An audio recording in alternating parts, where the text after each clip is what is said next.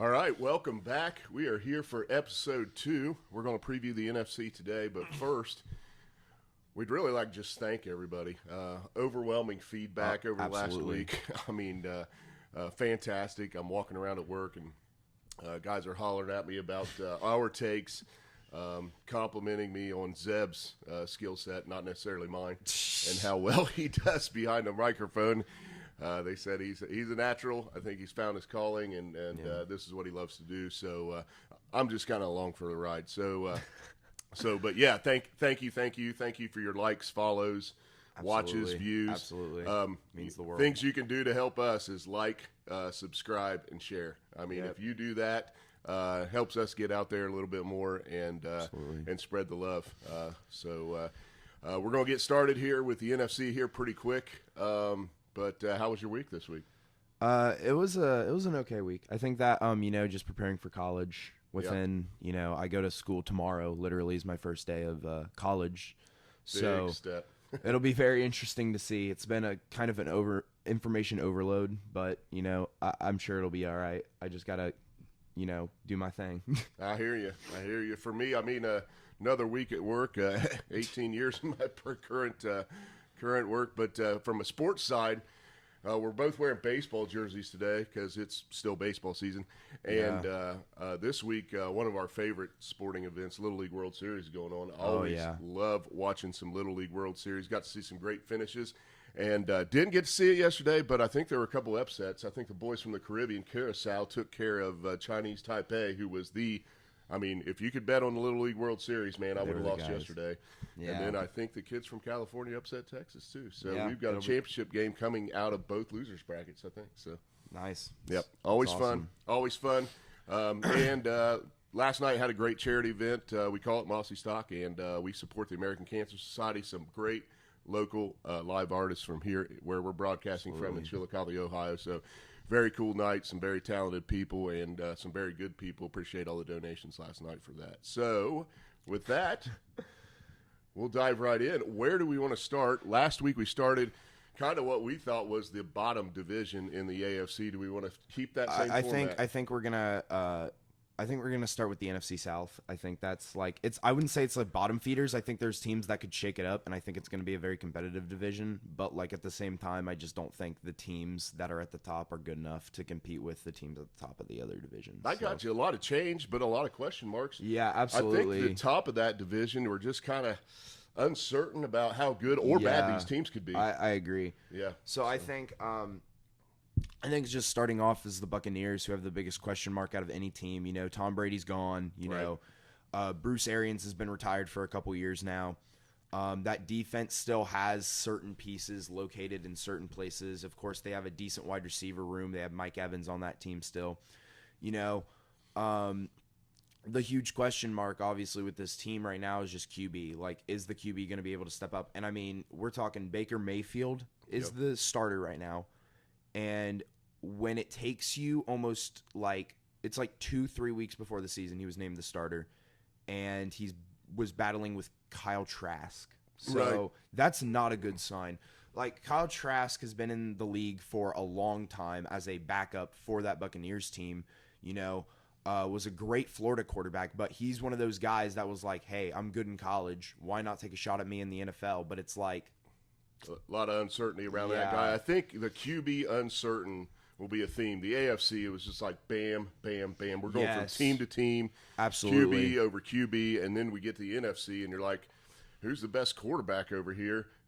Probably Jalen Hurts would be easy name to come up. But you go down the line, and there are just question mark after question mark, Baker Mayfield. Baker Mayfield is just a couple years removed from leading a Browns team against Kansas City in the playoffs and almost winning that game.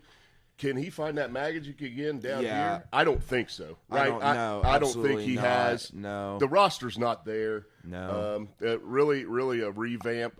I guess they call it rebuilding, but I'm not sure what they're building down there. I think they kind of put all their eggs in one basket when Tom Brady kind of got there. But they got what they wanted. Yeah, no, they got what they wanted. If you win a championship in sports and you put all your eggs in one basket and then you have to be bad for the next decade, or like 5 years, then it's absolutely worth it. I mean, there are teams like the Jets who have been waiting since Super Bowl III to win a championship, and they haven't. So putting your eggs in one basket and then winning that championship is perfectly fine. And that's what they did. You know, they knew Tom Brady was aging. They knew they were going to bring him in for basically a rental for a couple years, and then he was going to be retired. But you know what? He came in, won him a championship, and now they're kind of in this weird zone, so it'll be interesting. Gotcha. Yep. So no Baker magic this year. No. Take on Tampa Bay. Moving up in that division, who we got? I think at the third slot, you're probably going to put the Panthers. I think they're just young. I mean, you have Adam Thielen, DJ Moore on the offensive side of the ball as their weapons at wide receiver, and then you have at the quarterback, obviously, rookie Bryce Young. So it'll be very interesting to watch. I think Bryce Young will have a solid year, but nothing really special. I mean, I don't see anything defensively that's special about him. I really like it's just another kind of team that isn't going to do really much just because their development. Big question marks because you're starting a rookie quarterback and you just don't know. Some of these guys come in the league and they can do very well. I had a little take on C.J. Stroud last week, and I was just talking about how, you know, what a quality team he was on and he came from. So how does that translate to the speed and windows in the NFL when you're playing in such a fantastic college program? Absolutely. Can you translate to, you know, from 5 yards of separation to a window? And be able to absolutely. And have the poise to stand in that pocket and take NFL speed and pressure. And Bryce Young, to me, he's a little bit slight for the NFL. We'll see. We'll see if he can stand up, take hits. But, you know, again, has not taken a bunch of hits. Different world. Yeah, I mean, genuinely, like you say, like obviously the speed, the windows of the NFL, but like the hits, like especially as guys who came out of college, Bryce Young and C.J. Stroud, as guys that didn't take really that many hits, you know, it's going to be very interesting to see how they adapt to that, the pressure, everything. I mean, like, you know, you could come out and be like Peyton Manning in his first year, throwing literally every ball to a defender. Right. And then you can come out and you can be like Patrick Mahomes in his first year and just be like an absolute beast, but you never know, right? Yep. And you can't replicate what you're going to see, I mean, week one in preseason or practice. So, no, I mean, you can't. it's you are in the frying pan as a rookie if you're starting in the NFL. Okay. All right. Moving on up. So next up in my division standings, I have the Falcons, then the Saints. This is a kind of toss-up for me. You know, the Falcons are coming in with a brand new offense, really. You know, they built their offense around Mariota at the beginning of the season, thinking that Ritter was just going to sit behind. And then kind of after, like as the season went on, Mariota kind of just like faltered off, and they were like, let's just try out the kid. They took 4 weeks. The kid went 2-2, right? Ritter looked solid, and then he's been looking better in the preseason.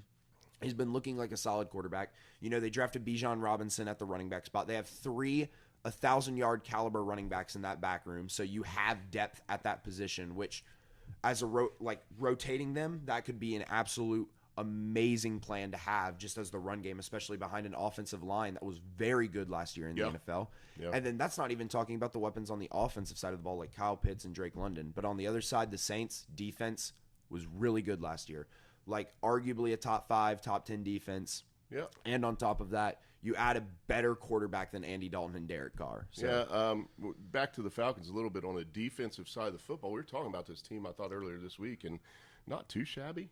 Not awful. No, they have a couple guys. Like, they have decent names. I mean, Calais Campbell is also a veteran on that defensive line that it's like, hey, man, like, he could be a leader on that team. I mean, he's been a leader everywhere he's been, and the defenses that he's been on have gone significantly up just from his leadership, not even necessarily his play on the field. And I think that is something that's going to be key to watch with that Falcons team on that defense. So uncertainty around the Falcons, got some weapons, got some pieces. Can Desmond Ridder be the guy that comes in there, delivers the football, some of these skill guys? Defense holds up in this division, and who knows? I mean, they got a shot. They got a shot to make the playoffs. So they do got a shot. Whoever wins this division, I mean, you make it. So all right, the Saints. You touched on them. The only, I guess you could say, proven quarterback in this division, right? I mean, if I would agree with that. Baker. We mentioned Baker has had some success. No roster around him, but Derek Carr, to me, is definitely an upgrade from Andy Dalton, and across the board in his career, better in my opinion than Andy Dalton. So new home, indoor facility. I don't know if that helps or hurts him, man. Who knows? You know, We did play for the Raiders, who have what's Las Vegas. What's the Saints got some studs on the receiving core if healthy. Yeah, they have. I mean, of course, Olave was, a Ohio State guy. Kind of, I didn't expect him to be as good as he was. Yeah, very good. He came in and he definitely balled out more than I thought he would. And then you have Michael Thomas, who's kind of just been on the back burner after he had a couple good Another seasons. Buckeye. Oh yeah, Buckeyes are loaded on the Saints right now. Yeah, but you have two Buckeyes who one is this hot shot rookie, and then you have another guy who's been a veteran in the league for a very long time, has just been kind of on the back burner since an elite season that he had years ago, just because of injuries and contract disputes and just kind of this whole mess around this guy. But I mean, when healthy, people joke that he only runs slants and he only has slants. I mean, there ain't nothing wrong with that. He's a 1,000-yard caliber receiver. He's very good, and especially if he's either the 1 or the 2 with Olave, that duo is dangerous, and Derek Carr just has to deliver that ball. Yeah, so the question is, can the Saints post Sean Payton, post Drew Brees era, bring it back together, get some that organization that needs to settle down, play some good football, and they could be a contender. I mean, you get a home game down in New Orleans, man.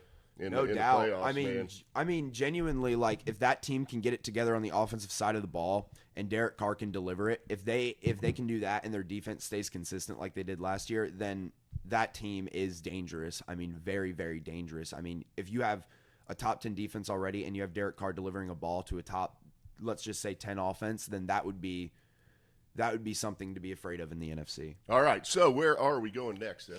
I think we're going to go to the NFC North. Oh, yes, NFC North. The Aaron Rodgers-less NFC North. Yeah. More playoff wins since 2010 than the rest of the division combined? I mean, this division big changes. This has changed a lot in the past year or year and two, because we have, the Packers have basically been your big dog for years, and then the Vikings have played second fiddle some years, the Lions have played second fiddle some years, and the Bears have played second fiddle. Bears have played a little worse than second fiddle. Well, not last year, but I mean they've been times, and then double doink times, and all that. Let's start with the Bears. They make a choice in this year's draft to say, hey, we're staying with this Fields kid. Yeah, I think this was one of the best decisions you could have made, because coming into the draft next year, you are a bad team, straight up. If this Fields guy is not going to be your future and you're still a bad team, guess what? Caleb Williams is going to fall probably straight in your lap. Drake May is going to fall straight in your lap. Added a couple weapons for young Mr. Fields, though. We've got the DJ Moore. Yeah, DJ Moore. Great caliber. And he's still got the Darnell Mooney, is that? Darnell Mooney, yep. Chase Claypool are your other two weapons. Those guys are decently young guys. They've been in the league for a decent bit, but at the same time, those two guys are hey, you guys need to prove that you can hit that next level, man, because those two guys have shown their potential, but they haven't capitalized on it. Interesting receiver room, because different traits out of these receivers. Oh, yeah. You've got good route runner. You've got some length in Claypool. Yeah. So some different pieces for Fields. Is the offensive line any damn better? I mean, Tevin Jenkins will come back, but honestly, offensive line, I don't know if it's going to be that much better. It'll be very interesting to see. I mean, it's just going to be a year of working with each other and development. It's going to be a year of hopefully staying healthy. This team is just bad. This roster is really bad. I mean, we haven't seen enough out of Justin Fields yet to call him a good quarterback even, but we've seen the highlight reels. We've seen the potential there. Yeah. But it's he's just, frankly, he's got to find some accuracy, man. Yeah, he does. I mean, he is a tough kid. He is a great athlete. Oh. He was very accurate in college, but again, as we mentioned, in college, whole different ball game when you're playing on that level of team that he was on. I mean, definitely we're right there in the national championship hunt. A couple things go their way in the Clemson game, and who knows? I mean, they got to go against Joey Burrow and LSU and that mess. But high caliber guy. Needs some protection and needs to deliver that throw, into absolutely. the NFL window. If he can do that, I actually like the Bears to finish third in this division this year. Really? Yeah, I think they're going to take a step. I think it's going to take the next team we're talking about probably is the Packers. Yeah. Okay, I think it's going to take them a year to make this adjustment. Although, I will say, the locker room gets better with Aaron Rodgers out of there. Yeah, definitely. I think, I can't get over it. I think in a world where the Bears hit their peak, I don't think they can even hit the Packers floor. I think the Packers at the same time, Matt LaFleur, he's had the Aaron Rodgers effect, but he's been a good coach. I like Matt LaFleur. He's been a very, very, very good coach. Yep. Every year he's been in this league. And I think that just the way Jordan Love's looked in the preseason, just the way he's looked in the regular season when he's played games, I don't think he's that bad. I think he's actually been a solid run-of-the-mill QB. Now, he doesn't have wide receivers. He has Christian Watson, which some people think is, a solid choice. I'm personally not like a huge Christian Watson guy, but I think he's a solid, wide receiver 2, but he's being your wide receiver 1. So. Yep, agree with that. Running back room, great. A.J. Dillon. Yep. Aaron Jones, both of them solid, great running consistent, back. Good 1-2 punch. Offensive line, David Bakhtiari is going to hold down that. Offensive side of the ball, I think he has pieces and not pieces there. I just think that it's going to come down to his play. And another question mark at quarterback. So they've had this recipe before, though. We've seen the Packers succeed with, hey, we're going to sit this guy behind a Hall of Famer for a couple years. And then see what he can do. So he's had a great opportunity to learn. I just don't know how much Rodgers was really teaching and being the glue to that. So excited for Matt LaFleur actually to get that noise out of his locker room and see what he can do. Yeah, I mean, the Packers were one of the most dead average teams in the league when it comes to their offense and defense. I mean, their defense was literally average in every single respect. Yards allowed, points allowed, both 16th in the NFL. Yeah. That defense, I mean, I don't see anything special. You have pieces, Jaheir Alexander, right, is the first guy that comes to mind and as the cornerback of that team. But it's like, I don't know. This team is really a lot of guys who are average. It's just, can we put it together? Is Matt LaFleur with Aaron Rodgers out able to do his thing more so? And then is that team going to be good enough to even compete in this division? Which I personally don't think that this team is a playoff team. Okay. I think this team I'm with you there. Yeah, I think this team is going to hit that kind of 6-8 wins kind of thing, kind of just figure out themselves, and I could see them finishing 8 and 9. I think if they get to 8 and 9, then I retract my Bears statement. But again, I don't think they're there. Anyway, fair enough. We'll agree to disagree on that one. Yeah, and it looks like we might at the top of this division as well, because you're going Lions next. That's the way the notes look. I just put them in. Oh, okay. Yeah. It's there's an order there. And so let's talk Lions and Vikings because the top of this division is very interesting. Welcome to the show, Kane. Yep. Thanks for joining us. And I'm not really sure who takes this division, but the team that does take this division, if they are healthy and playing good football, I mean, could you see an NFC champion out of this division? No. Okay, fair enough. Okay, so I probably tend to agree with you there. Yeah. Damn, when's the last time we started the season and we're talking NFC North and the Lions are in the damn discussion, man? Yeah, I know, right? Good for them, man. Yeah, I'm happy with that because I'm personally a huge fan of Dan Campbell. I think that if you like football and you're not in the NFC North, then how could you not like Dan Campbell? I mean, he's an emotional dude. He's like this big old teddy bear, but at the same time, he's a great locker room guy, and I love that. Yeah, I tend to show emotion from time to time, and I love the guys that just let their passion shine through. And, I mean, if you're going to be a big, tough, and he is a big, tough dude, by the way, get in front of a microphone. Yeah, not the guy you want to be messing with. No doubt. Get in front of the microphone and shed a tear, man, because you're so passionate about what you do. It's awesome. Man, I love it. I love it. And the guys in the locker room got to love that, too. Yeah. And I think, Jared Goff coming in there, I mean, had some fantasy draft going on this week, which I'm sure a lot of you did. I think we both had one. Which when I have one, Zeb has to go because he's got to draft my team. But hey, I got Goff and Kirk Cousins. Yeah. So I think I'm going to have a lot of consistency week over week, depending on their matchup. I like both these guys to have good seasons. I think this is I'm gonna kind of delve into that are we going to see an NFC champion out of this division? Here's why I don't think so. I think that both these teams are pretty similar, and it's going to come down to whose defense is just slightly better than the other. Yeah. Both these teams have great offenses. I mean, of course, Jamison Williams is suspended for a decent bit at the beginning of the season for gambling on the Lions side of the ball, but you still have Amon-Ra. You still have Jared Goff. You still have a decent running back room with Jahmyr Gibbs now leading it. Yep. Right? Your offensive line is something I like. You have Penei Sewell holding down the offensive line, generational offensive line of prospect. Nice right? anchor there. You know, it's just the problem. And defense. And we know how important offensive line is. We've been talking about it a little bit this week. You know, the value of running backs in the NFL goes down because everybody's realized, hey, the quality of my offensive line, that's where I want to spend the money because I can put a dude back there and we can move the football forward if I can create I think it's very telling, as Zeke and Le'Veon Bell were two guys who kind of held out for contracts and then got their contracts. I think that both of those guys were like, we saw them after their offensive line even got slightly worse. They dropped off completely. Yeah, and I'm not saying there's not great athletes in the NFL at the running back position. No. But have you looked at the defensive lately? Yeah. I mean, these defensive guys are big, fast, game-wrecking dudes, man. Absolutely. So you got to have the protection up front to be able to move the football on the ground in the NFL, and probably why we've seen so much more of a shift to the teams that are slinging a ball 40 times a game are having some success, right? Absolutely. It's just tougher. It's tougher to grind out yards on the ground. Absolutely. Yeah. So. And I think, you know, like we talk about that, you know, that offensive line's solid, you know, it's just everything on that offensive side of the ball. And then you look at the contrast for the Vikings, they're the same way. They have Jordan Addison as a rookie coming in as a wide receiver too. They have obviously. Why is he a wide receiver too on that team?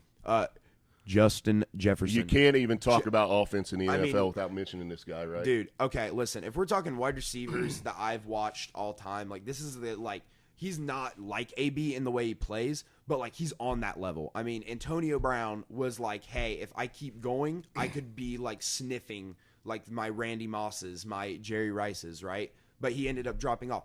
If Justin Jefferson can stay consistent with like, it's Kirk Cousins. It's not that impressive of a QB. He's a good like QB, but he's not anything special. If he can stay consistent with Kirk Cousins and keep doing what he's doing, and eventually if the Vikings get an elite QB, this guy, you might be looking at like our first guy we've seen since Jerry Rice that could even hit the level that Jerry Rice did in the way he played consistently. Yeah, and I mean, outside of him, right? Can you imagine this roster in college, dude? I mean, Justin Jefferson and Jamar Chase. Yeah, LSU is dumb. That was dumb. Dumb year. Yeah. Joey Burrow slinging it around with 90% accuracy and shit. You know what I mean? I mean, it's like he's completing everything. Yeah. And who couldn't with those two guys? Anyway, Justin Jefferson. Yeah. Going to be a treat to watch. If you're not a Vikings fan, tune into a Vikings game. Oh, absolutely. I mean, if you watched Vikings-Bills last year, that's a perfect example of what you can see when you watch the Vikings. And that's like part of the offensive game. You know, Kirk Cousins is a good QB. Their offensive line is just solid. They do what they need to do. They have Alexander Madison in the backfield. Interesting running back without Dalvin Cook, you know, but I think they'll be fine just because, like we said, the value of an offensive line far exceeds the value of a running back at this point in the NFL. I agree. I think there's very few guys that, you know, you put them behind an average offensive line and they could produce at the level of a guy behind a good offensive line. But defensive wise, like I said, these two teams are really similar, and this is why I don't think they are NFC champions. Defense wins championships. I know people want to say, well, Patrick Mahomes. Well, listen, like a team that wins the championship has to have at least a decent defense. I mean, give him the Tom Brady stat. Tom Brady, you wonder why he won 7 rings? Like, he literally had a defense that ranked in the top 10 on average every year. 8th. On average, his defense ranks 8th in points allowed every year. So so you got to understand, like, Tom Brady's a great QB. Awesome. We're not denying it. Goat. But like the difference between winning 7 rings and like 1 ring or 0 rings is, hey bud, I've had great let's go back to the guy that left this division, right? Aaron Rodgers. Well, how's that stat play out for him? Aaron Rodgers has had 1 top 10 defense in his entire career, and he won the Super Bowl with it. I don't like Aaron Rodgers. I'm not getting on the Aaron Rodgers bandwagon, but that's a great stat. Yeah, I mean, it's just like great career comparison there because Aaron Rodgers. you just watch the it. talent, He can sling it as good as talent, anybody man. in the league, in the history of the league. So I mean, I think like, you know, just like these two teams are defensive wise. I mean, they're just not good enough. I think that they've made upgrades. I think Aiden Hutchinson for the Lions will take a step forward. But like, man, he could be a great one. But at the same time, like I look at these teams, I look at what they have on the defensive side of the ball. I don't see enough improvement. Lions kind of revamped that secondary too. I think they got rid of Akuda, who was third pick overall, maybe. Yeah, third overall, and just kid talented as hell, man, but injury prone. Yeah, I feel bad for him, but I think they got 3 new faces in that secondary. Yeah, and you know what? It takes a secondary a minute. Yeah, it does. To kind of mesh and understand. They have a guy that I like from the Steelers, Cam Sutton, that they signed. And, you know, Steelers are just letting all their cornerbacks go because, of course, we are. But, like, he was a guy that, you know, he had to take up the CB1 spot for Pittsburgh. He wasn't elite, but, I mean, he was definitely still in the upper echelon of, like, top 32 corners. So he could be a CB1. Yep. I think that's a decent signing for them. Either way, I think it's just, like, defense. Let's touch that Vikings defense just a little bit. We've gotten into a little bit of detail on the Lions side, so yeah. So let's touch the Viking side of the football. Yeah, I mean that Vikings team. I mean, you know, we are still removed from Zadarius Smith now from that team, who was their major pass rusher a couple years ago. I mean, that's just like, you know, Zadarius Smith being gone is huge. I mean, like, genuinely, that team needed him. You know, you have Daniil Hunter still on that, like, side of the ball, who's a decent pass rusher. He's nothing special to me. I got to look at this depth chart here for the Vikings, and it looks like no-name defense. Yeah, I mean, you have Harrison Smith at the strong safety spot, which one of the better strong safeties in the league, but it's at the same time, like, not like, I mean, you have like just nothing here in terms of names. You have a couple guys that I know he wouldn't probably, but like there's a couple guys that I'm just like, all right, these guys are average. I know who they are. They're good role players, but it's like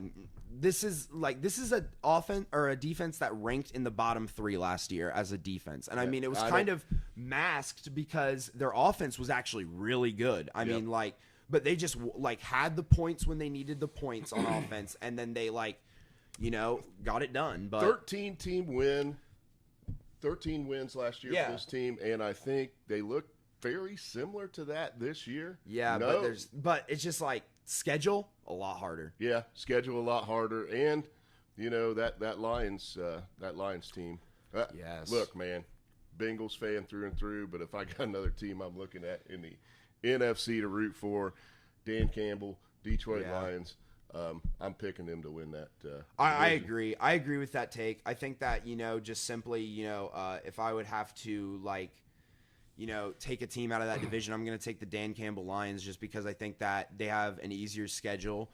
And I think that, you know, that team has made better improvements than the Vikings have. And I'm not saying the Vikings haven't made improvements, but I think that, like, you know, they're going full in on offense, and I think that the Lions at least have some defensive pieces over there that could develop this year and take a step. But I think it really will come down to how much better your defense has improved over the course of the year. All right, awesome. So we've got a couple divisions left here. We have 2. We have the NFC West, I think I'm going to hit next. Okay.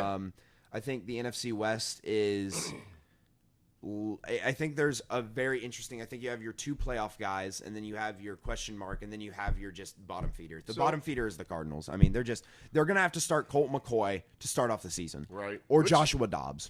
He just picked up Dobbs this week, right? Yep. From the Browns. Interesting pickup. Are they making a statement here like Kyler Murray? Well, yeah. Okay, I thought you were – because I think everybody's going to take this take. I think Colt McCoy is a step up. From Kyler Murray. And listen to me. There is something to be said for the mental aspect of this game and a leader in the locker room.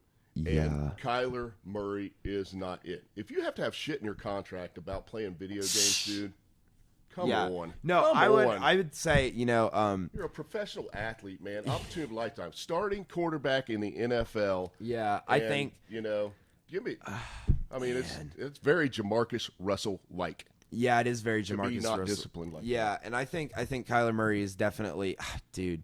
I disagree with the Colt McCoy take being a step up. Like, as a leader, I would probably guess yes, but like at the same time, like the talent for Colt McCoy. I don't know, man. I dude. think McCoy got put in a good situation coming in the league. He's probably a different guy right now. That's just my opinion on Colt McCoy. Take it, leave it, throw it in the garbage, man. But coming into Either that way. Browns All right. organization, never mind. We're not going to get off on a Colt McCoy tangent. Yeah, Colt McCoy. Are going to say Dookie. The Cardinals are at the bottom of this division, and Colt McCoy. They're a lock for a top 3. They're a lock. They're so bad. I mean, you just look at Colt McCoy, Josh Dobbs are going to be starting the entire year probably. Kyler Murray, they're like, oh, we don't know if Kyler Murray's going to start a game, where it's like basically like Kyler Murray doesn't want to start. Basically, is what that says. Their number 1 wide receivers like Marquise Brown. They have, Paris Johnson Jr. on the offensive line. Their running backs are James Conner. There's just nothing there. There's no star player. There's no star power. Their defense is awful looking. And then they trade their one guy. Isaiah Simmons looked like, this is the guy. This could be the guy that, this guy's super talented. He had a decent year last year. Take another step up. And then they're just like, nah, we're going to ship him off. And now your defense is nobody. It's barren. I don't like this team at all. There's a lot of barren going on in the desert this year. So this team is just, I disgust at this team. Okay, yeah. So we'll look back on this one at the end of the year and see if we were wrong about this. But it is pretty much a lock that they're a dumpster fire. Yeah, it's either them or the Colts, in my opinion, that finish bottom of the league. Yeah, and I'll tell you what. Anthony Richardson had made some plays this year. Or this week in preseason. Did you see the highlights? No. It was very, very funny. Okay, made a couple great throws, good runs, and then they show his completion percentage is the lowest in the league. Yeah. For anybody who's attempted over 20 passes in the preseason. It's like 44% or something. This is my favorite thing, right? Is you can get this highlight reel, and it's like Justin Fields and his completion percentage. Great. Anthony Richardson, literally in the preseason, people are did you see the highlights? Did you see the potential? And I'm like, listen to me. I literally am watching ESPN, and they're doing the scroll across the screen at the bottom, if you've ever watched it, right? And just it pops up. It's like, Anthony Richardson, 6 for 17. And I'm like, I'm not going to watch that. This guy is bad. I don't need to watch the game to know that if you're going 6 for 17, that's not your wide receivers dropping balls. That is because you cannot throw the football. Either way. Right. You had 17 looks where you thought you could deliver the football most of the time. I mean, there's 6. Obviously throwaways, but 6. Okay, anyway. I don't know how we got from the NFC West over to Anthony just because both teams, they're just the dumpster fires. Those are the two that you're all right. So a big gap between that team and the Rams. What has happened to the Rams Injuries. Since they won that Super Bowl? Injuries, age. Aaron Donald's not getting any younger. Matt Stafford's not getting any younger. He had major injuries to his arm. That's the concern right now. Is can Stafford come back from these injuries at his age is going to be the main thing. Cooper Kupp's coming back. Cam Akers is coming. He's been off an injury. Right. So this is this entire team has just been beaten down. And it's Jalen Ramsey's gone in the secondary after a bad year last year. This team is just a giant question mark. Sean McVay, is a coach that we've seen that is good. And then there's been some years where you're like, well, head scratchers. Yeah, it's very Zach Taylor-esque, but it's at a bigger scale. Yeah. So it's not the individual XO game calling that you're like, what? It's kind of like the years where it's like, if this guy ends up having a very successful coaching tenure, you're kind of going to look back on last year and maybe this year as kind of like, what? And did Taylor's from that tree, right? Yeah, he is. Okay, yeah. So it makes sense, right?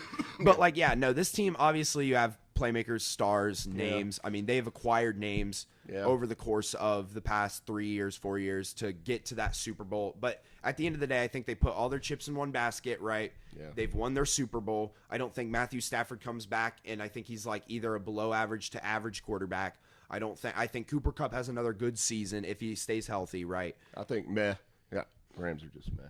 They are just meh. Yeah, I think just old. And just a little fantasy draft tip, and this is, again, my gut feel opinion, no data analysis. Don't draft Cooper Kupp too high. Do not. I think he's the boomer Be careful, bust. Man. I mean, you get in these PPR leagues and you think he's catching 12 balls a game. I don't. I think he's got the biggest bust potential this year for somebody that you might draft in the first round of a fantasy draft. So, I agree. It's probably too late. Everybody's had their damn drafts, but there's a little fantasy tip for you. Hey, you might be able to unload him. Yeah. That might look tasty to somebody. I'll make them move. Find the guy in your league that joined to have fun and doesn't know that much about football. Yeah. Give him some Cooper Kupp. Yeah, literally. Yep. Anyway, So yeah, just the Rams are that huge question mark. They're meh. I mean, if they hit their peak, yeah, they could do something. They could make noise, but I really, even at their peak, I don't think they're that good. Even though the NFC's like, as you go down, after you hit the first 6 teams, it's like there's a lot of meh. Yeah. All right, the top 2 teams in this division are interesting. Seahawks is. I think everyone knows who's going to win this division. Smith, so baby, HOF. I mean, they're putting a receiving core around here. Yeah, they are sticking with Geno, the Seahawks. I mean, good Lord, if they can. How could you not stick with them though? Yeah, I mean, after last year, he had a good year. There were games though that I said as I watched him and I watched the play calling and watched the scheme. I don't even know who the offensive coordinator is for the Seahawks or who it was last year. That dude's good. Yeah, he is. And I mean, I think you just look at the weapons that Geno Smith has available to him, and I think you just like Kenneth Walker II, right, coming at running back, great. Offensive line is solid, right? Not anything to write home about, in my opinion, but it's solid.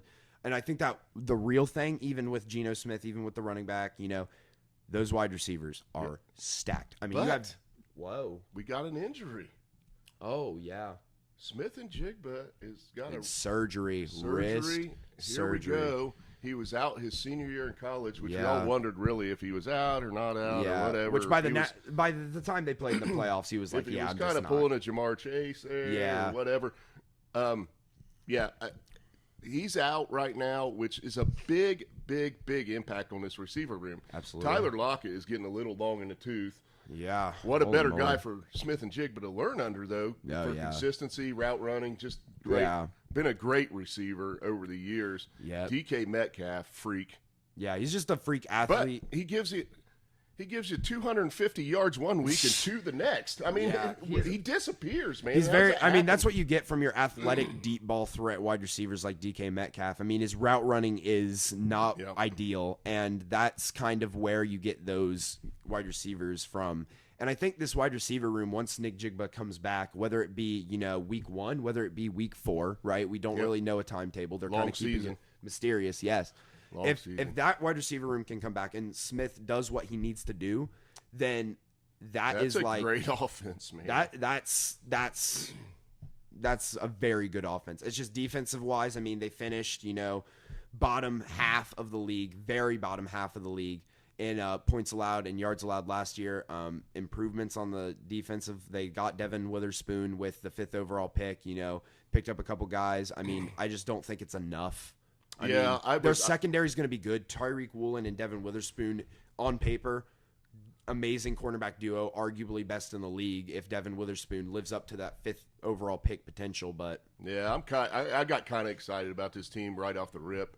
A little bit of a homer thing with being Smith and Jigba being a Buckeye and seeing those 3 receivers together. So I got a little antsy. I probably said the Seahawks were a little. If you had a conversation with me, I probably said the Seahawks were a little better than what they are. I had to talk to him. He had talked me off the ledge. I had to take. Yeah, so I got excited about Seattle, but I'm okay. This Niners roster. Okay, listen. I'm going to be straightly frank with everyone right here on this podcast. In my opinion, there are 3 teams that even have a possibility of coming out of the NFC. You have the Eagles, you have the Niners, and you have the Cowboys. And I think the Eagles and the Niners are sitting there with about a total yield of like 90% of that. Like I think these 2 teams are far above the rest in the NFC. I think that the Niners ranked 1st in points allowed and 2nd in yards allowed on the defensive side of the ball, right? I have such a hard time, and I get it, man. I mean, all you got to be able to do is throw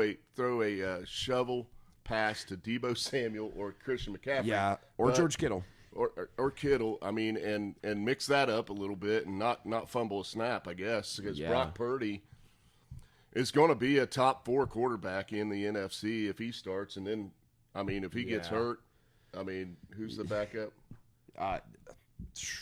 It's a Trey Lance kid. No, Sam Darnold. Sam Darnold's your backup. Sam Darnold, you heard it here first. Sam Darnold's going to be starting on that football team before the end of the year. I am not buying into Mr. Irrelevant. I'm buying into winning Brock an Purdy. NFC championship. Oh, God, I can't. Yep. I just can't. Yeah. But that being said, offensive and defensive side of the football. This is one of the best rosters in the league. Trent Williams on that offensive line. How good is that dude? He's the best left tackle. You ever watch him pull Like, you ever watch him pull to the other side and set up like you're a a sweep high or school something lineman, like that? if you're a high school lineman and a college lineman, dude, just watch NFL people, man. Dude. Watch Trent Williams, dude. That guy, Watch his pull. If an offensive lineman can be poetry in motion, and you're watching execution on I the was an football offensive field. lineman. I was an offensive lineman for a year in high school, dude. I mean, it's a beautiful position if you just watch it done right. Yep. Either way. Anyway, hey, when you're watching the Niners, as easy as it is to watch McCaffrey and Debo and watch Bosa, that line, man. watch that guy. No, Watch I think it's very so the Niners are my favorite team to like come out of this division, and I think it's everyone's. It should be everyone's just because roster wise, the star power on this team is dumb. Okay. I mean, NFC, you said the Niners, the Eagles, or the Cowboys. Yes. If you had to break that up into a pie chart of percentage of chances, at 50-50 between the Eagles and if I had to break it up, I would put the Eagles at 50%.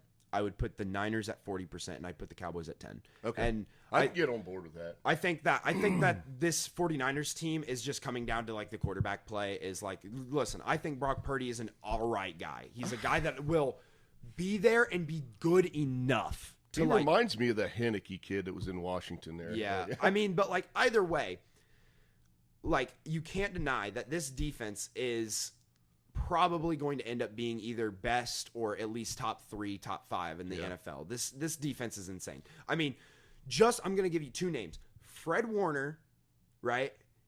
And Nick Bosa. So Nick Bosa won the Defensive Player of the Year last year, and Fred Warner we're talking like Luke Kuechly levels of middle linebacker. I mean, this dude is far and away the best middle linebacker in the league. And I mean, this defense is just, I mean, it has the role players, it has the star power, and then you go on the offense side of the ball, you have the star power, but most importantly, the core of this Niners offense, which I love, is this offensive line and this smart play calling, this modern day play calling. Oh, we're not giving Shanahan enough credit, are we, man? Dude, Shanahan is an absolute genius on the offensive side of the ball, in my opinion, and he has been for a very long time. To take Garoppolo to the Super Bowl as just a pure average guy, you think he can't take Purdy? Give him a quarterback, right? Yeah, like, dude, I mean, the guy a quarterback. If you gave like if you gave this guy like any quarterback that's like in like our top 10, like this team, give like him Derek Carr from the Saints, dude. If you give him Derek, dude, like this, like you got to understand, anyway, man. He's working with Purdy, Garoppolo, and Sam Darnold, and like. I'd love to argue with you on some of these points, but I just can't. And you're right. And here is the key to this team, and I think that what we'll see, as I say, the Eagles are the most likely to make the Super Bowl out of this, and I think the Eagles are the better team, and I think that they will make the Super Bowl. They're my favorite out of the NFC as of right now, preseason, to make the Super Bowl. But I think that this Niners team definitely finishes first in the NFC, like 1 seed, bye week, lock. And here's why: 5th easiest schedule in the league. Oh, there's your strength of schedule stat. We gave you one last week. Yeah. Last week for the Jets. Yeah, we're giving you one this week. This 49ers team, based on how does that happen? Yeah, that's what. I don't know. Anyway, all right. Either way, either way. Niners. This awesome. Niners Fun team. to watch. Just, watch it. Yep. It's gonna be beautiful. Like NFL football. Watch these guys. All right. So, how about them boys? Let's go to the NFC East. Okay. Talk. We know what's at the bottom of this division, by the way. Commanders. That's easy. I mean, but here's the thing about the Commanders: their defense is really good. It's just their offense is like. Yeah, well, is Chase Young going to be healthy? It's even when he wasn't healthy, man. Yeah, they're true. still good. But man, if you can add that piece and he can be, man, dude, you can see them keeping some teams under 20 points, even with the pathetic ass offense that they're going to have. Yes, they're.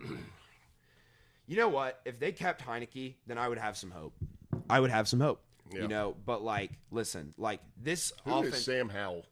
Sam Howell? Yeah. You don't know who Sam Howell is? He's North Carolina white guy. That's it. Like, so North Carolina produces these solid level NFL QBs. He's like Mitch Trubisky? Basically. I mean, like, he's another line in that. Like, it's Mitch Trubisky, Sam Howell, and then, you know, now it's Drake May, which who knows how good Drake May is, but he's getting a lot of hype. I don't like North Carolina QBs. It's the same thing with Ohio State QBs. I think there are certain colleges who will produce the guys who get picked in the NFL. Yeah.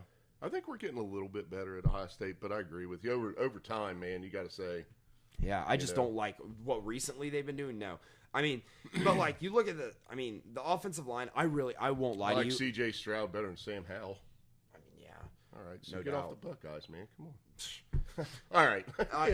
No, but seriously, like this offensive line, I don't know enough about it. I know they've been struggling ever since losing Williams to the Niners because, I mean, how do you not decipher a cancer spot on a dude? Like, absolute bottom feeder of an organization for that. Yeah. They have new owners, though. Magic Johnson is part-time owner of the Redskins. He's had a couple dubs in his career. I mean, yeah.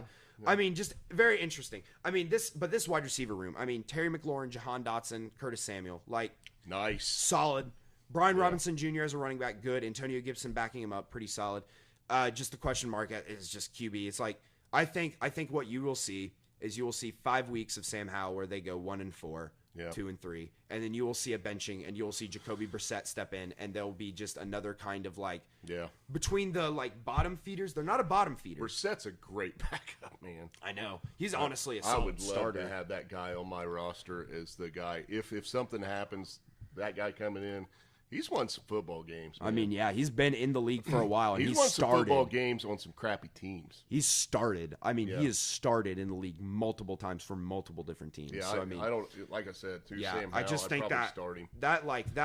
I mean, just genuinely, we can talk all day about the offense, you know. And even if Jacoby Brissett's, and even if this offense is just mediocre, this defense is like the front seven on this defense is just beautiful. I mean, you got Jamin Davis, who's a young guy who. I've personally been in okay, like I've been like, all right, this guy's aight, but like he's young, he can step up. You know, you got Chase Young, Daron Payne, Jonathan Allen, and Montez Sweat on that defensive line. That is like, I mean, if we're talking like defensive line, just straight defensive line, that's easily top 5 in the league. I mean, like you're talking like you're in the conversations with the Steelers and the Browns for that. You know, I mean, like that is a elite unit right there. That is 4 guys who can make the impact play every single play. All right, man. You got me believing Washington to win something. I can't think you can underestimate, though, the ownership change there was long overdue. Dude. Well needed. That chemistry. That's a storied organization, man. And they were – I'm glad Snyder's out. Yeah. Bad for NFL. That ownership will definitely change the kind of, you know, feeling around the team, the vibe of the team, if you will. Like that team is definitely going to be a lot. Like even if, you know, you lose, even if you like have a terrible year, there's still hope for the future because Dan Schneider is not there and he was really bad. I mean, everyone knows that. All right, Danny Dimes. Ugh, jeez. Giants are going to be bad this year. Saquon. I think that the more as time goes on, the more I look at their schedule beforehand to now, I think the more that I look at it, I think that the Giants and the Redskins are on that same level. It's the Commanders, by the way. Let's be politically correct. I'm sorry. I apologize. When we shut off the camera, we can call them whoever we want, but I know call them the Commanders. The Commanders. Sorry, they're probably going to change. It's hard, man. They've been. They were that. Hey, they might change the name back. Just saying. There's a poll going on by Native American run groups. Oh, really? Yeah, that they want that name back. Which right. we don't want to get into political stuff on this show. I don't care. I literally don't care. We do want to be respectful. How about we call them the Washington football team from now on? I was fine with that. I just like to see that fan base.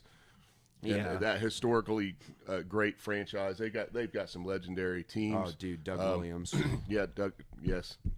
Awesome. Underrated QB. All right, we were trying to get onto the Giants, but after you talked about that defense for so long, I'm like Giants bottom feeders, man. I think they're on the same level. I think that is just going to depend on the offensive side of the ball. Now that was a playoff team last year. Yeah, schedule was easier, and I mean I just don't like Daniel Jones looked better last year, and I was a personal fan of Daniel Jones when he was drafted, but not at the 6th overall pick.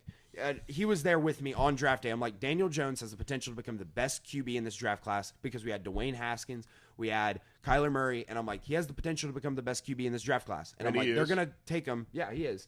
And it's like, I think they're going to take him in the 3rd round, and he's going to develop, blah, blah, blah. And then the 6th overall pick runs around, and they draft him. And I'm like, what are we doing? Like, what are we doing? This guy's like a projected 3rd to like late 2nd round pick, and we're drafting him. They got a solid starter. I mean, he's doesn't suck. I mean, their offensive line is solid. Andrew Thomas has finally developed into the tackle that he was supposed to be. Yeah. You know, Saquon Barkley, obviously, when healthy, he's elite. One of the most talented running backs we've ever seen drafted. Yeah. You know, Defensive side of the ball, you know, you have people like, oh my gosh, Dexter Lawrence, Sexy Dexy as he calls himself. Very, very good D tackle. Like we're talking upper echelon of the league. I mean, this team has pieces scattered throughout. I just like there's no depth. I don't there, trust man. it. I mean, the bottom end of that starting roster is. I don't trust it, man. Yeah. So when we were talking about teams to watch and exciting things to watch, this is not it. No. This is not a team. I'm going to say, oh crap, I want to watch the Giants this week. You know what I mean? I just don't. You know, I'll pick me not up some fan. Lions. I'll pick up some Niners. I'll watch some of those games. But but the Giants, nobody's turning on that channel. Amen. Like, okay. Just not at all. All right, top of the division. How about them boys? Cowboys are a team that is going to be relying on the interception ratio and the turnover ratio of Dak Prescott. Because, listen, you look at this team on paper, it's pretty dang good. You have CeeDee Lamb at wide receiver. You have a decent offensive line. You have Zach Martin holding that entire unit down. Who HOF. Yeah, guaranteed HOF lock, and he might genuinely, if he can do this for another 3-4 years, be in that guard discussion. Like, is he the best guard we've ever seen? You know? Yep. Like another guy for you kiddies out there to watch play O-line. It's beautiful. Yeah. Anyway, Tony Pollard in the backfield. I mean, where'd that guy come from, man? The first couple years in the league is like, hey, yeah, Tony Pollard's behind Zeke, man. Now he's good. He's kind of electric. Yeah, he did. He was really good last year when he filled in for Zeke, and I mean, Zeke kind of just like became the RB2 by like week 2 of that team. Right. I mean, it was like he just took over, yeah. And I mean, like, I expect that out of him again. I expect that offense to be solid. I mean, they were 4th in points last year. I think Dak is still going to be, you know, good, but like I don't know if he's going to hit that elite category, you know. But either way, I think that team's going to rely on the turnover ratio of Dak Prescott. Here's my take on the boys. Play trestle ball. Play Ohio State trestle ball because you've got a defense. Yeah, I mean that is elite. Yeah, you've I would got say so. A game wrecker in Parsons, man, that makes everybody around him better. Mm-hmm. Dak, don't turn over the damn football, man. Yeah, and I mean, I know you said that. I'm just saying it a little bit different, man. You know, the punt, get a great punter. And Dak, don't mess it up, man. You're probably gonna get some points out of that defense. Yeah. Right. Yeah. And play ball control, move the football, take your wins when you got them. You just gotta use. And I like Dak. I like Dak in college. Mississippi State, but dude, I was on board with that guy. His toughness, man. I just like.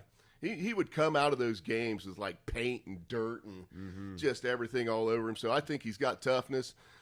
I don't think he has elite talent, but he's smart enough and savvy enough to manage a football game as good as anybody. Put a good defense with him. The boy's got a shot. That being said, my other take on these guys is they've got Mike McCarthy at the helm. Yeah. You're going to agree with me, right? Yeah. I say this. Oh. I say this. Oh. He has a couple more seasons where he can't get it done with this roster. And a dude named Dion is getting it done at the college level. Can Jerry Jones resist? Jeez. Not bringing that guy in. I feel like that's such a Jerry Jones move. Yeah, but he's had boring ass head coaches, so I don't know if it is or not. But I mean, sure would be fun to see. Oh, I would love it. I mean, Dion, no doubt. Baby. I don't think they're going to do anything too special over the course of the next 2-3 years. I think they are in the competitiveness of the NFC. I think that is simply though because there's like no one in the NFC that I really like, and I think defensive wise, I mean, they can win games against the Eagles because of that rivalry. And at San Fran, don't know about that, but like. If they end up getting a higher seed than the 49ers somehow, then at Dallas, the 49ers might struggle. Yeah, the Eagles aren't going to be sleeping when Dallas comes to town. I'll tell you that now. It's the rivalry game in that division. Everybody gets excited out on both fan bases, and that is going to be a fun Everyone game hates the to Cowboys, watch. man. Like, the Eagles and the 49ers will not sleep on the Cowboys. Those are two historic rivalries. I mean, the 49ers and the Cowboys are we're talking upper echelon, next level NFL rivalries, right? Yeah. Like keep an eye on them Colorado Buffaloes this year. All right, let's talk Eagles. All right, let's wrap it up here with the Eagles. I mean, the Eagles are the defending NFC champions. They are a team that, maybe the field conditions different, maybe certain things go their way, right? That team wins that Super Bowl, right? I mean, Fact. that team is good. I mean, if Patrick Mahomes isn't literally turning into the GOAT on the field, I mean, right. That team. I mean, Jalen Hurts, honestly, you look at statistic-wise, and I'm saying statistic-wise because you look at the weapons around, and I know Travis Kelce's a great weapon. You look at the weapons around Jalen Hurts, they're way better than Patrick Mahomes, in my opinion. I agree. And 100% agree. You look at the Super Bowl statistics, and it's like, wow, Jalen Hurts outplayed Patrick Mahomes. Like, he's on that level. Like, he played better. But it's at the same time when it really mattered. Can he sustain that? I don't know. But here's the thing. I was just not the This offense is stacked. I mean, they have like 5 first-round picks at running back. I mean, straight up, like Rashad Penny is your like running back 4 right now, and when he's healthy, he's been pretty dang good. And it's like you look at their wide receiver room, Devonta Smith at the number 2, Slim top Reaper. Yeah, literally top 2 or not top 2, but like top tier wide receiver 2. And A.J. Brown, I drafted him in fantasy for a reason. I mean, this dude had a year. Him getting out of Tennessee, man, and somebody deliver the football. Dude, he looks mean. He does. He's a wide receiver that looks and then, mean. We can talk about like DeAndre Swift at the running back. Listen, everything about this offense doesn't matter the wide receivers, doesn't matter their quarterback, it doesn't matter their running backs, because it all centers around probably the best offensive line unit in the NFL. I mean, this is a team that literally people are talking about changing the rule for QB sneaks because they are so good at QB sneaks. Right. Because it's like, we have 1 yard to get. All right, line Jalen Hurts up behind this offensive line, and we'll just... He's going to be the best ever at that if he stays healthy. Man, and Jalen Hurts, I love this kid's story. Oh, yeah. I mean, if you want to do a feel-good story, ESPN... 30 for 30, we'll load. 30 for 30 or something like that.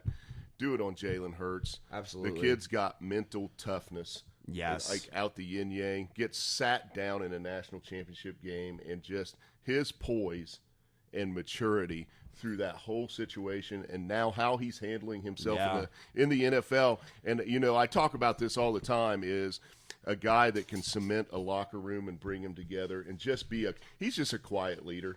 You know what I mean? Yep. And I am on the Jalen Hurts bandwagon because I think he's a good dude. Yeah, he is. I mean, I just think he's a genuinely good dude, and he's playing some outstanding football. And Absolutely. He's kind of the guy you just kind of he's hard to root against. I'll be honest with you, man.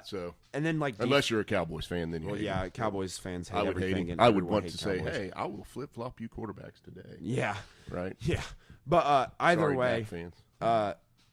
Defensive side of the football for this Eagles team, we talked a lot about offense. Defense is, they lost a lot. They changed. That was a big change, it was, and they probably are down a tier or two. I don't know, man. Genuinely, that team, the way they won. Listen, all right, there are a few teams, you don't have people who just one guy who wins the NFL draft. You have multiple teams that win the NFL draft. That team won the NFL draft. I mean, you're talking about adding 2 Georgia players for that chemistry. You're talking about adding the best. And listen, he might not develop into the best player out of this draft, but the best talent in this draft by, I think, a significant margin, Jalen Carter. I mean, this guy is this guy, when you have a guy like Jalen Carter, who is a guy who year 1 could come in and be a elite D tackle. I mean, if you look at the elite D tackles in the league right now, you look at the Cameron Haywards, the Chris Joneses, you look at the Dexter Lawrences, you look at the Jeffrey Simmonses, you look at all those guys. They took years to develop. D tackles a year. They take time. They got to cook a little bit. Yep. 2 to 3 years of development, and then you're good. Other than people like Aaron Donald, who just kind of come in and is game wrecker. But what I hear you say is this defense. Definitely not a train wreck. I mean, they definitely didn't turn this roster over and do bad things. So front office managed through what they had to do on the defensive side of the football. And we say this all the time. A great offense will make the defense better. A great defense will make the offense better, right? So if you've got one side of the football that's dominant, and we just talked about that offensive side of the football, can be great. Yeah. Should be great. On paper, it's freaking phenomenal. All right. And then That's going to make that defense better. Defenses have to cook too, though. There's a lot to be said for defensive chemistry and kind of bringing that together. And oh my goodness. I'm sorry. I'm just looking at some of their defensive depth right now too. Yeah. I mean, you talk about Nakobe Dean. All right, Nakobe Dean out of Georgia was a guy that I liked, and he's going to actually be able to get a bigger opportunity at middle linebacker. He's going to be the middle linebacker of that team. But I'm just looking at this team's in depth-wise. I mean, you got Darius Slade, James Bradbury at your corners, right? You have Keely Ringo behind him at Georgia. Keely Ringo had years at Georgia where you're like, this guy could be a potential top-tier pick, right? Okay. All right. Hey, we're an hour in. We are going to wrap this thing up right now. We have already covered it for you. Yeah. We have said Eagles, Niners, Cowboys, everybody else. Yeah. That's our call. That's our take. Yeah. Thanks for joining us here this week, Sundays with Dad. Like, share, subscribe. And maybe leave a comment. And keep the feedback coming. We appreciate y'all for watching.